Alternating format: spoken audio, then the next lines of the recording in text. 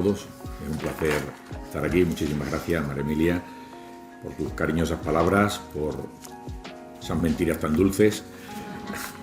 Y, como no, a los registradores que siempre están donde está el problema, donde está la necesidad de contribuir a una mejor, en este caso, mejor ciudadanía, ¿no? Por eso quiero agradeceros a todos la presencia. Y es verdad, y lo ha dicho María Emilia en varias ocasiones, que es un tema, no diría yo que me obsesiona, pero sí es un tema que me ocupa y me preocupa, y por qué no decirlo, me ha permitido rodearme de enormes hoy amigos, cuyas caras la mayoría las veo aquí,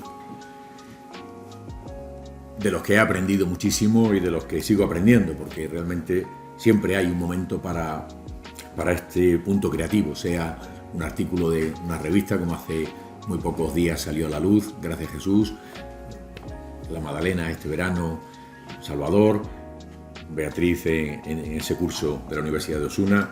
En suma, momentos para la amistad, pero sobre todo momentos para confluir en algo que entendemos que tiene que darse y que no habrá ciudadanía plena sin una ciudadanía, como empezaba diciendo María Emilia, como empezaba diciendo el informe, que no comprenda lo que se dice ante ella. Es verdad que esa comisión creo que tuvo un enorme trabajo y un enorme acierto, y no lo digo desde luego porque no estuvo en mis manos, sino en ese elenco de profesionales comprometidos, ¿qué tal?, donde pudimos aportar unas pautas de funcionamiento que es verdad que las derivas políticas impidió, pero no pasa nada. El mirar para atrás solo sirve para darnos cuenta que todavía queda mucho camino por recorrer y que el faro está ahí para iluminarnos, pero desde luego hay que mirar para adelante. No fuimos los primeros en preocuparnos de esta cuestión. De hecho, ya los clásicos plantearon la innegable trascendencia de la relación que existe entre justicia, conocimiento y palabra. Horacio, en su arte poética o la pista de los pisones, decía que el sabio y verdadero conocimiento es el principio y la fuente de escribir y hablar correctamente. Cuanto más verdadera sea la idea, tanto mayor debe ser la perfección de la palabra. Así que permitidme que comience por la palabra. Somos sujetos mediados por las palabras. Juzgamos a otros con palabras y somos juzgados con ellas. Además, el lenguaje, y todos lo sabemos, no es ni inocuo ni es neutral. Está cargado de una enorme intencionalidad. La civilización misma está construida sobre los cimientos del lenguaje. Julio César, Obama, Trump, todas las estructuras de poder descansan sobre la fuerza de la palabra. Para bien y para mal. Creo que era Huxley el que decía que gracias a las palabras nos hemos elevado por encima de los animales, pero también por ellas nos hundimos frecuentemente al nivel de los demonios. Las palabras son nuestra herramienta de trabajo, son nuestra forma de darnos a conocer, tanto para los legisladores que construyen las normas, el derecho, como para los operadores jurídicos que debemos decirlo y declararlo. Nos debatimos en nuestra vida continuamente entre el placer de escribir y el deber de redactar. También entre el placer de leer y el deber de revisar los textos. A veces redactar una ley o una sentencia se puede convertir en una tarea tan ardua como construir una casa con nuestras propias manos. Y como el lenguaje no es neutral, durante siglos ha estado dominado por una concepción muy concreta de la relación del poder con los ciudadanos. De ahí el quiebre que se produce con la llegada del Estado de Derecho, donde el ciudadano ha ocupado el espacio que le corresponde.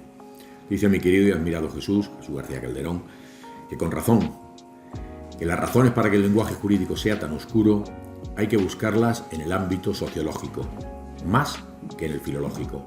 Y una de estas causas es que en la relación del ciudadano con el Estado ha primado más la condición del súbdito que del ciudadano. Esos déficits que arrastramos explican una parte del problema, pero solo una parte. Durante mucho tiempo, la oscuridad del lenguaje jurídico marcaba un muro infranqueable para distanciar a los ciudadanos de las estructuras de poder.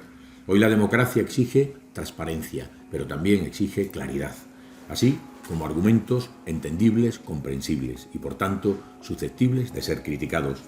Siempre digo que la ciudadanía y la justicia son un binomio inseparable, forman un binomio insuperable. Son dos principios que interaccionan, que se refuerzan mutuamente. Una justicia eficaz equivale a una ciudadanía convertida en protagonista y centro de la actividad económica y social. Y una ciudadanía fuerte genera necesariamente una justicia cada vez más eficiente. Pero les decía que no podemos jactarnos de ser los primeros en preocuparnos de este asunto. Y así es, pero también os digo que podríamos sentirnos orgullosos de haber logrado algunos avances más que significativos. No les voy a mentir, para mí es un tema inconcluso, un desafío que quedó suspendido por los avatares de la política. El camino lo abrió esa creación de la Comisión para la Modernización del Lenguaje Jurídico. Luego vino la Guía Breve del Prontuario del Estilo para el Tribunal Supremo, 2016, y después el Diccionario del Español Jurídico, Libro de Estilo de la Justicia. Si sumamos los cambios legislativos que de un modo u otro van incorporando ese lenguaje más actual, podemos decir que algo hemos avanzado. Pero les decía que sigue siendo una asignatura pendiente, es una asignatura por superar. Lo es porque el Gobierno, los tres poderes del Estado deben ejercer de mentores de los operadores jurídicos, de los estudiantes y de los ciudadanos en general. Parece claro que ahora nos queda la tarea más desafiante.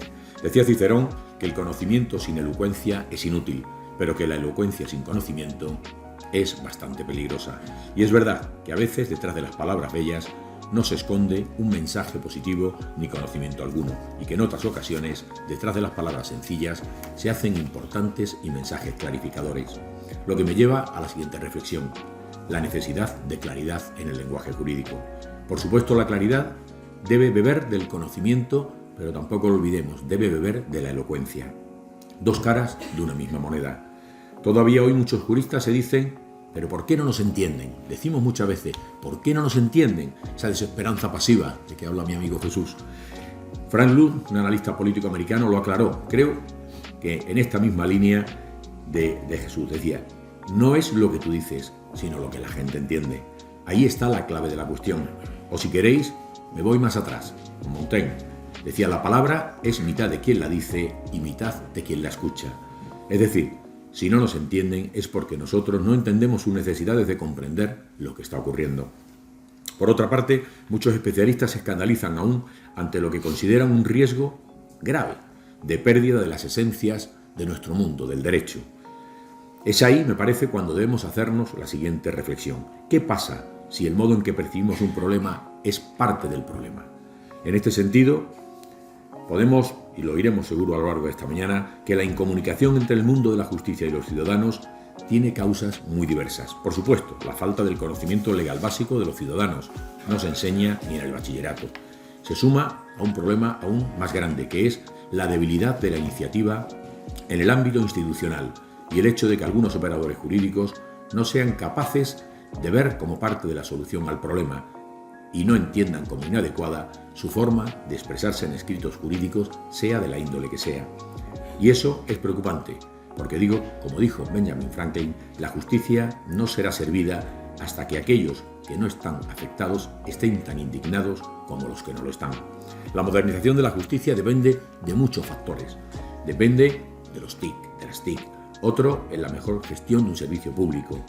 Pero hay una cosa más, una cosa nuclear, articular, gordiano.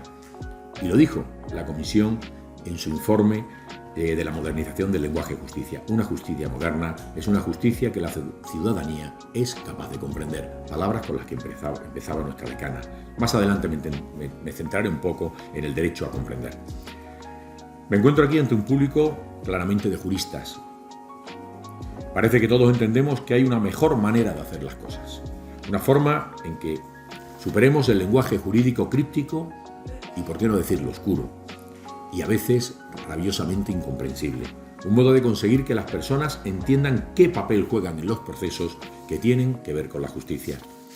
Hemos mirado demasiado tiempo la letra escrita y, si me permiten, creo que nos hemos mirado el ombligo durante mucho tiempo. Lo que hemos hecho poco es mirar a la cara y a los ojos a los usuarios de la justicia. Malentendimiento de la venda de la justicia. Los protagonistas son los ciudadanos. Los operadores jurídicos y el derecho somos importantes, pero somos instrumentos para que ejerciten sus derechos. Si el lenguaje jurídico debe mejorar, es por el bien del ciudadano, y el ciudadano unido en la sociedad. Y para ello es requisito ineludible que se produzca y se articule un diálogo fluido entre la ciudadanía y la administración de justicia. No me detendré en los varios avances relativos a la parte más filológica que se relaciona con la claridad, de lo que con seguridad hablarán mayores expertos que yo en estas jornadas. Solo diré que la claridad de la expresión oral y escrita de los profesionales del derecho incrementa la seguridad jurídica, con acogimiento constitucional en el párrafo 3º del artículo 9 de nuestro texto constitucional.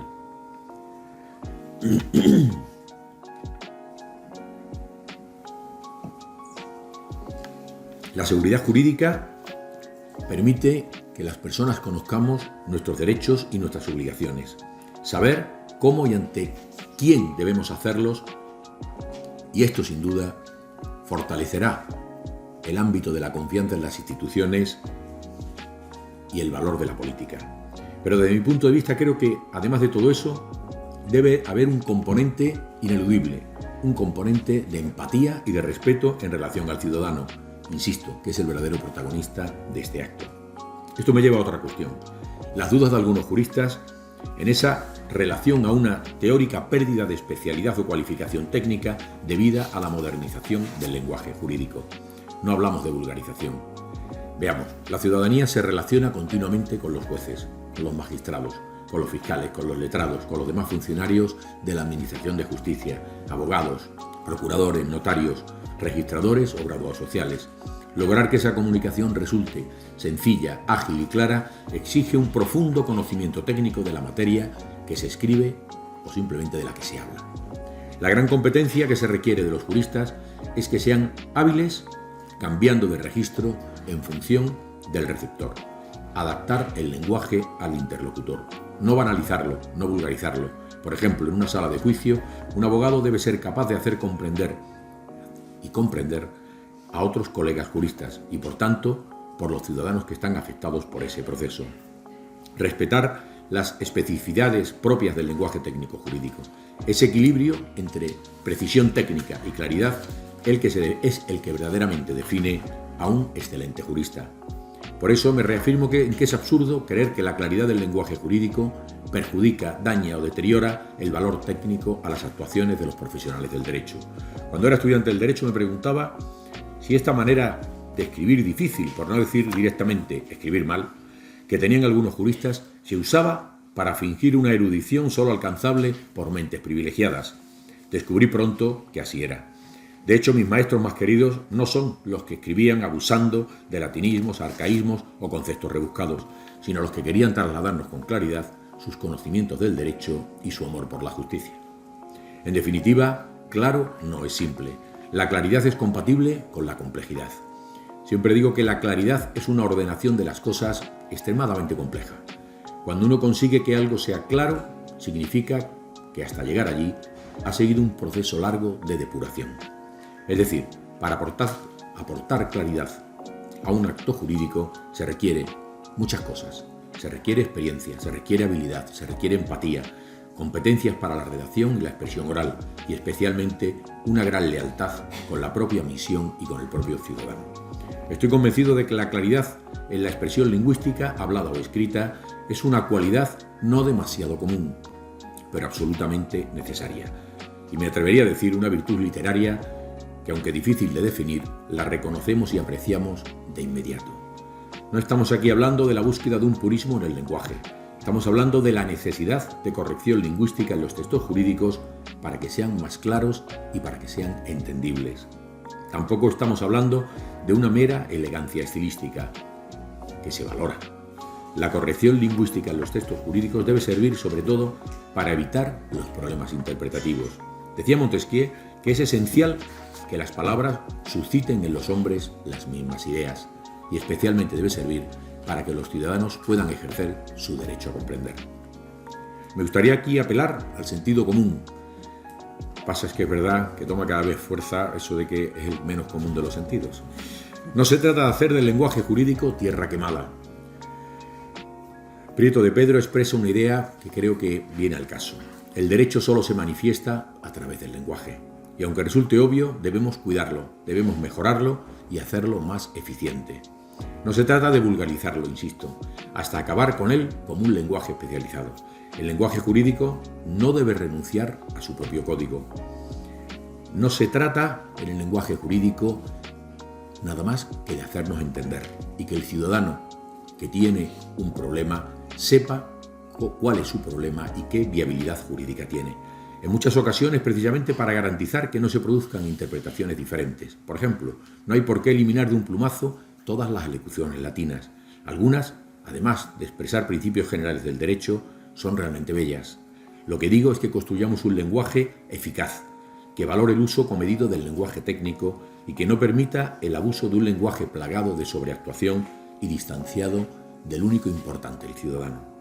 Me habréis oído decir en muchas ocasiones que no se puede entender una reforma amplia de la administración de justicia sin que el ciudadano entienda el derecho a comprender. Derecho a comprender que se estableció en la Carta de los Derechos del Ciudadano ante la Justicia ya en un lejano 2002, que plasmó esa forma como algo claro. Pero como dije en la comparecencia ante el Congreso de los Diputados, muchos son los derechos reconocidos en la Carta que son hoy todavía meras elucubraciones mentales, cuando no simples aspiraciones. Eso ocurre con el derecho a comprender. Hasta ahora solo aparece expresado en una ley. Tenemos que cambiar eso. Por eso os digo que tenemos la oportunidad hoy, ahora, de hacerlo más realidad. Somos ambiciosos, queda mucho camino, pero sobre todo queda mucho diálogo, acuerdos y claro está, mucho trabajo en pro de una ciudadanía que espera anhelante la mejora de nuestra justicia. Os decía que el lenguaje es un producto social y sin duda la manifestación más importante de la cultura. Por tanto, cambiarlo en este ámbito no se hace en un día. No hay que tener prisa. La voz de la razón es suave, pero no descansa hasta ser oída. Por tanto, trabajemos transversalmente para que esta realidad nos acompañe, porque la comunicación es un bien público, por tanto, debe estar a disposición de todos, ser universal y ser accesible. No podemos consentir que la comunicación cause un aumento en la brecha de la desigualdad. No podemos exigir a un ciudadano que cumpla una ley que no termina de entender. Quiero insistir en una idea. Estamos en un ámbito ambicioso y que debe incardinarse en nociones como el acceso a la justicia, el derecho a comprender, los derechos fundamentales y la tutela judicial efectiva. Créanme, nos jugamos mucho. Lázaro Carreter escribió en un lejano 2001 que el lenguaje jurídico era amojamado y mustio. Algo ha cambiado, pero no mucho. Así que quedémonos con la idea de que el lenguaje y la justicia es dulce y musical, pero la injusticia es áspera y discordante. Seamos claros, seamos eficaces, seamos armónicos en nuestro lenguaje, que la ciudadanía nos lo agradecerá. Muchas gracias.